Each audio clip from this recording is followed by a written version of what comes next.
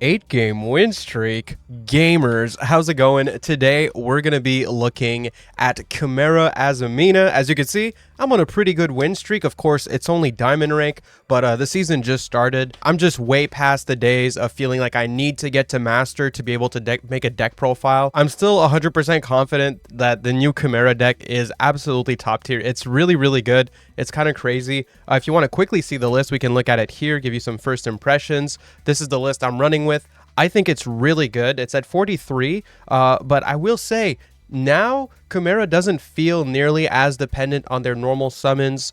They don't feel as inconsistent. You have the AZAMINA engine, which gives you a playthrough nib, and also you can get into your AZAMINA engine from your Chimera combo. You have the Fiendsmith engine, which you can also glue into from your Chimera combo by sending the evil hero Sinister Necrom. There's definitely a lot going on here, and it feels like a huge boost to Chimera. I already thought Chimera was always like really good, with its main weakness being that, you know, if they negate your Gazelle and you don't get to a fusion spell, you can't really play. But it doesn't really feel that way anymore. At least it doesn't feel as normal summon reliant, and it feels like you have a lot more tools to force out interruption from your opponent before they even know you're playing Chimera. Or if they do negate your Chimera, it does feel like, you know, you have other lines of play that you can get into that are really, really good. One thing people might notice is that I'm only running one Berfomet, which I know a lot of people don't like to just run one, but I really find it less and less necessary in this deck. I really find Berfomet to be a lot less useful when we're trying to do like link summoning and all these things. You know, you never really want to summon Berfomet. You really just want to use it as a fusion material. Of course, it's nice to draw with the Gazelle, but much nicer than that is to draw like the Chimera fusion, for example. And we have other fiend names now in the deck also, so the odds of having a fiend with your Gazelle to be able to go into your Berfomet, the Mythical King, are pretty high, so I'm just not too worried about it. Anyway, I don't want to meander too much. I'm sure a lot of people watching this video are already very familiar with Chimera in general and really just want to learn how to play the new cards with Chimera. So the first thing we're going to do for this video is I have a really good replay of the full combo. It's your regular, you know, Gazelle combo, but it blends in Fiendsmith, and it also blends in the AZAMINA engine. So you're going to get to see all that in one combo. Let's go check it out. All right, so I'm going to try to get through this first replay pretty quickly. We'll go into more detail in solo mode later for the people that are not as used to these cards, but this replay I'm showing, you know, just to help people that already know the deck for the most part. So we're starting off with a Mirror Sword Knight. Mirror Sword Knight, summon out the Gazelle. Gazelle adds Big Wing Berfomet. We go for Chimera Fusion using Big Wing Berfomet. And we go into our Berfomet, the mythical flying guy. Here I did a bit of a mistake because I activated my Gazelle as Chainlink 3. Gazelle searches, whereas Berfomet summons from the grave. You probably want to always have this as Chainlink 3, but that's my bad. It's just a small mistake. But anyway, you want to search Apprentice with your Gazelle, summon back the Mirror Sword Knight. And this is very important actually. With the Berfomet, I'm dumping the evil hero Sinister Necrom, and this is the way that you're going to be able to get into Fiendsmith plays with this deck. You can do it super easy in archetype just by sending this card to the graveyard. Sometimes you can even search this card from your deck with your Gazelle, so like that's another way potentially, like you could fusion it away from your hand. So it's pretty cool. It's pretty funny that this card can even search this. But yeah, this card basically enables all your plays for Fiendsmith because it summons a Dusted Gold from your deck, which is a light fiend. But anyway, here we go for Nightmare Apprentice, discarding a card, and Nightmare Apprentice is going to search Elzet of the White Forest. Elzet here is really what is going to glue AZAMINA into our engine. So we set up Fiendsmith with Necrom, and Nightmare Apprentice searches Elzet, which sets up the AZAMINA side. So we go for Elzet effect, fusion a illusion and a level 6 or higher fiend, and we can go into AZAMINA Moa Regina. Moa Regina can summon back from the grave our Mirror Sword Knight, which is really nice value, and then we have a level 8 dark and a level 2 light on the field, and if this card is used as synchro material, you get to search a Sinful Spoils card. So we just make Chaos Angel. Do we need this Chaos Angel? Are we going to use it for anything else? No, it's basically a vanilla for us. We really just make it so we can search Deception with the graveyard effect of Elzet. So we search our Deception, activate Deception, we just tribute the Chaos Angel. We don't need it. We grab our Hallowed Azamina. Hallowed Azamina, send the Deception to the grave to summon the Arcielago.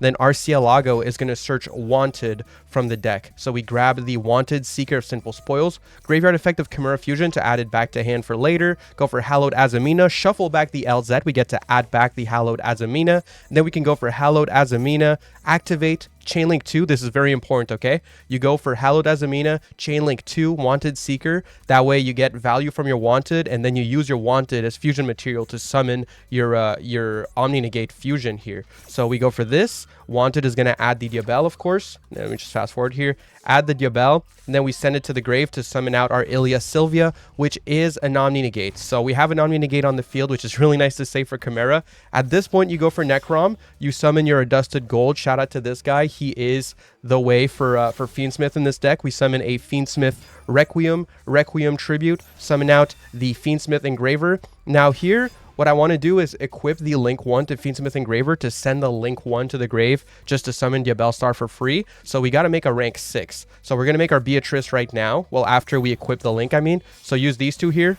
Go into our Beatrice. And I'm not using Beatrice for any floodgate crap, okay? I'm not doing my Yakashi stuff or whatever. We're just setting up LZ with the Beatrice. So I send LZ, and then on opponent's turn, I send the dude that summons back LZ, right? So nothing too crazy. This Beatrice is pretty respectable, okay? So I send the Diabels, then I can send the Link to the grave, summon out the Diabel Star. Diabel Star is going to set up our trap here. And this trap, Sinful Spoils of Slumber Morian, is pretty damn important, actually. It kind of enables a way to play around Droplet because, you know, if they don't discard a trap, you can use it to flip one of your own monsters face down and then activate Desiree, which we're going to summon later, to negate their Droplet. That's only if they don't discard a trap, but it can come up, and it is a pretty cool effect. Otherwise, I mean, you know, a Book of Moon effect is just good, right? It's like good to have. It's not a bad card by any means. Anyway, so we go for Wanted in the graveyard here. Shuffle back Deception to get our draw. We draw into Fabled Lurie. Fine. We go into our Fiendsmith Sequence. Fiendsmith Sequence is going to make a Desiree right away. Not doing the Lacrima play here because I really didn't feel like it added anything to my board anyway. So I just summoned the Desiree straight up like that and then equip it with the Link 2. So we have Omni Negate 2 on Desiree, and we have Omni Negate 1 on Ilia Sylvia. We have this, which can, you know, like summon, you know, a Gazelle, search a Fiend or whatever. And then we also have Chimera Fusion, so we can make like whatever fusion we want, most likely Guardian Chimera on opponent's turn. We can also send our dude that's going to summon back our Diabels on opponent's turn in the draw phase. And if they try to negate her with Imperm, we can just like go Desiree, negate the Imperm, worst case if we need to, or we can use also our Ilia Sylvia to do that. So we're pretty well set up here, pretty damn good. 2 Omni Negates, you know, plus your regular Chimera setup is definitely not bad. So send the Master Tau. Here they go for cross out, but they just cross out Super Poly, which I'm like, that's fine. Honestly, my opponent here didn't play very well. But shout out Hero Jelly. I really appreciate that you stuck around for the whole combo. Not a lot of people in ladder stuck around for my combo. I'm really happy that I got to get a replay of this. Then they go for a Sharon. I decided to ask Sharon because I was like, I mean, I have so much interruption on board. I feel like if they have to commit to anything else, I can easily negate like a Rhino Heart or whatever. Here they set their second card. This one I called not a bluff and I pop it, but I was wrong. They get to search a trap, which doesn't really matter because we could just negate it with Desiree, summon Sharon, and scoop it up. I think if you wanted a quick little guide at playing Azamina and Fiendsmith within Chimera, this replay is probably all you need, honestly. But I got more in this video, so next I'm going to show you like some interesting interactions with an awkward hand, because not every hand can get this combo, obviously. So I'm going to show you going second with a somewhat awkward hand. And I'll just say in advance, this replay is more so because I feel like the interactions I did were interesting, but my opponent plays quite poorly. Like, not very good, you know. They're playing Fiendsmith Yubel, and Fiendsmith Yubel is a good deck. Like, even if their hand was awkward, I don't think it should have been that bad. So here they're gonna go for a Lurie, discard Lurie, summon Lurie from the grave. I'm just gonna fast forward. Like, this is crazy. They go for their Link 1. They go Requiem, Royal Requiem, by the way. Shout out. Summon Engraver. They go Requiem, equip effect, equip it, send the Engraver to grave with its own effect, then shuffle back Lurie to summon Engraver again. Then they go for Nightmare Pain, and then they normal Ash Blossom to make their Link 2. Like, that entire sequence made zero sense. It was super negative. They didn't take advantage of the extra resource they could get with the Engraver.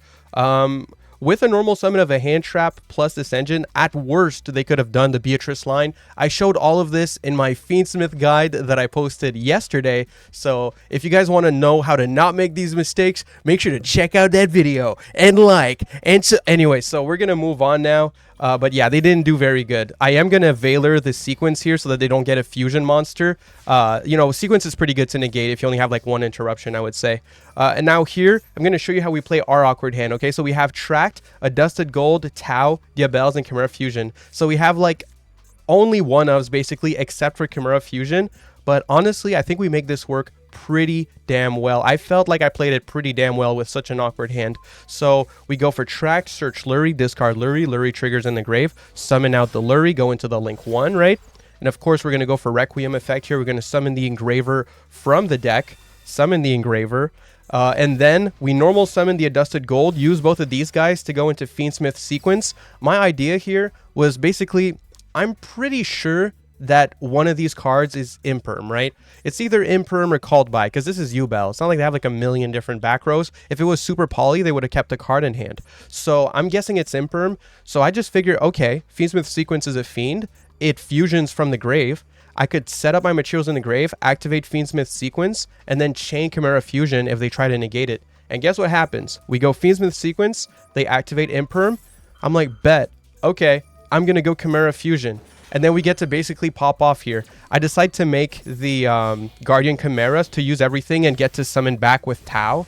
So we summon the Guardian Chimera here.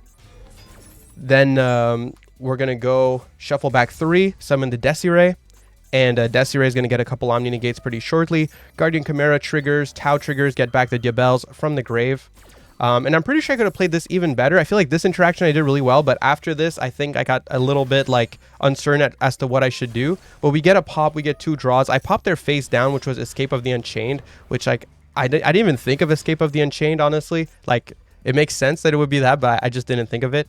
But either way, here I drew into Apprentice, so I discard Special Apprentice. I already used my normal summon, so I search Elzet, and I'm just going to hold it for next turn. Basically, we have a a triple Omni Negate on Desiree and the Diabels. That's like basically what I'm betting on for next turn here. So we go Fiendsmith sequence, equipped to Desiree, Requiem, equipped to Desiree. It has 3 links basically attached to it, so it can negate 3 cards on the field at once. And then we just swing, you know, beat over the board.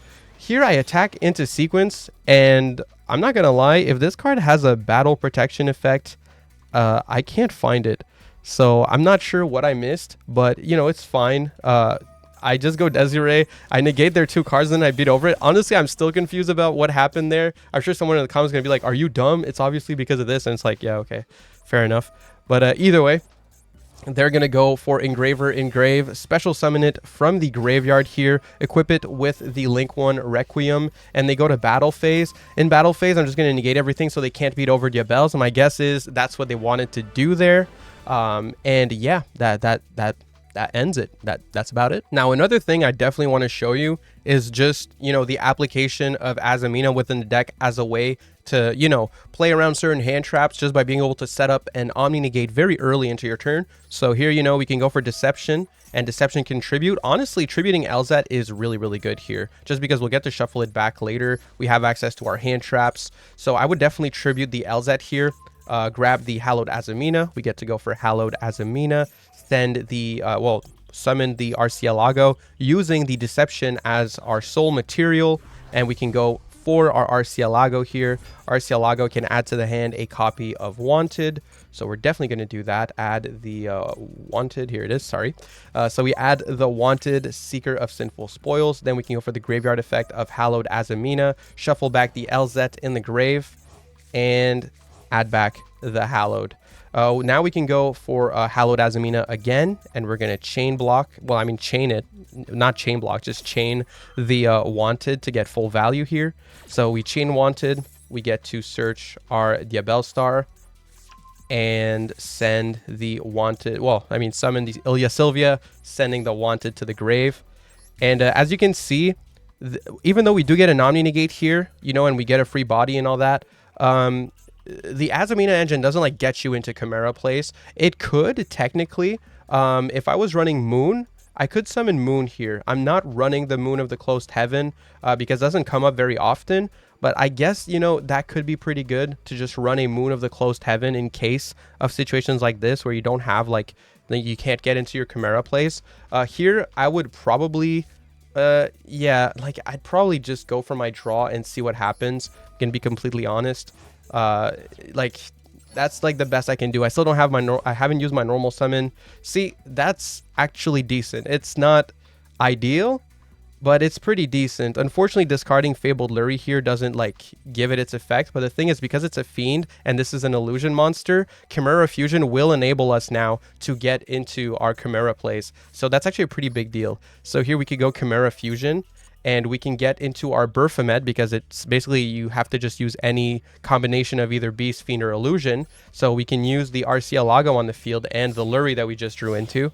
And there we go. Now we can actually get into our real plays a little bit more. Not completely, you know, because we're not really going to get to search Illusion here in any way, but we can definitely like send, you know, at least a Necrom, set up basic Fiendsmith stuff. It's definitely a weakened version of the board, but it's still like solid, you know. Add back our Chimera Fusion, that's for sure. Add back Chimera Fusion here. We can go ahead and go Necrom, banish, you know, summon the Adusted Gold. And here we could go into our Link 1, Summon Engraver. Like, we get to do a decent amount starting from here. Definitely not too bad. So, here we go. Fiendsmith Requiem. Activate Requiem. You know. We also get to set up Diabels, I'm pretty sure, here. So, we go for Engraver. Go for the Engraver. Yeah. Now, we can go and equip the Requiem to the Engraver. Yep. That works really well since we have Diabel in hand. We can special Diabel, sending the equipped. You're going to want to keep that in mind. That's a very important play when you play both Fiendsmith and Azamina, is definitely to equip this and use it for your Diabels, your Diabel Star, I mean, just to get full value. Here we can set a Morian from the deck. So at least that's like a little extra interruption that we can use. Man, we actually, this really isn't that bad. If I really wanted to get into my Chimera plays, I could use my Ilya Sylvia. But I don't think we want to do that. Instead, I'm probably going to go for a sequence here using these two. So we're going to go for sequence. Okay, still have Engraver. Okay, that works out pretty well, actually. That works out quite well. So let's go for a Lacrima this time around. We're going to shuffle back Luri, shuffle back, it doesn't really matter, but we'll shuffle back like Adusted Gold. Doesn't really change anything for what we're doing here. So go for Lacrima. Lacrima. Special summon this. Yeah. And here, basically, I could use the 2 6s to, you know, set up a Beatrice. I could have also... Nah, if I made Desiree... Yeah, if I made Desiree, I would have lost the Engraver anyway. Yeah, so I'd probably just go Beatrice here, honestly. Again, like, this is kind of a weakened board. But, you know, it started off with basically no Chimera engine, so I think it's still, like, really solid. And to be honest, you'd still probably win games with a board like this a lot of the time. Here we send the Diabels to the grave. And then on opponent's turn, you know, we'd be able to... Oh, here we can shuffle back and do a little bit of burn. Why not? So do a little bit of burn on opponent's turn. You know, we can send the Tau, summon back the Diabels. I kind of freestyled it, but, you know, it ended up working out decently well. We also have the Chimera Fusion, so we can do like a Guardian Chimera play, you know, on opponent's turn with the Chimera Fusion as well. I mean, the setup is not bad. Like, it's solid enough. Here, I'd probably just pass turn.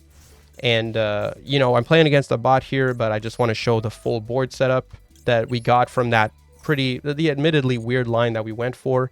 And it's possible that the line could have been played even better, honestly. Like, I'm not saying I'm playing this deck perfectly here, but I definitely think if you're more of a novice with the deck, then this should be pretty helpful. So now we have the Diabel set up, so they're going to have to set cards before activating them. That means that this completely shuts down, you know, imperms, it shuts down flash spells, and also it gives us the ability to, for free, basically pop our now useless Beatrice if they set a card that we think might actually not be a bluff or something. So there's a decent amount going on here. It's actually pretty damn solid, you know. I don't think we're going to play it out, though, against this bot. Like, I mean, there's really no point in doing that. Obviously, we're beating the bot here. But, yeah, hopefully this has been pretty helpful. I don't think I need to go much more in depth than this. I think the first replay plus a little bit of hands-on time here should be good enough. We're going to go do the card by card now. So I don't know if this video convinced you, but just from my testing today, I'm already pretty convinced that this is definitely one of the best decks in the game, and possibly even like a top tier contender now. I really think Chimera just got like maybe the biggest boost out of any deck, honestly. Yugioh got a boost as well, but Chimera went from like being pretty good to honestly, I think like insane, like crazy good.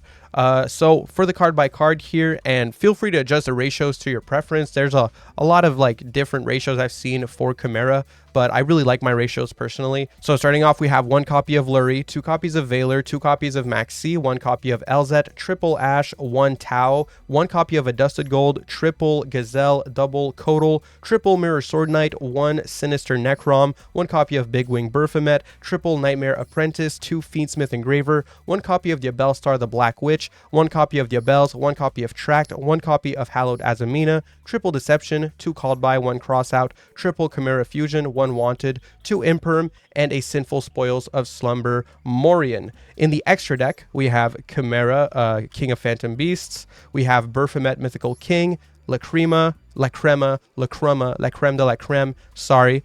We have a copy of Ilya Sylvia, 1 copy of Mu Arcielago, 1 copy of Chimera the Illusion Beast, 1 Magnum the Reliever, Moa Regina, Guardian Chimera at 1. I would run 2 if I had to, but I don't, so we're running 1. 1 copy of actually, I don't even know what I would remove.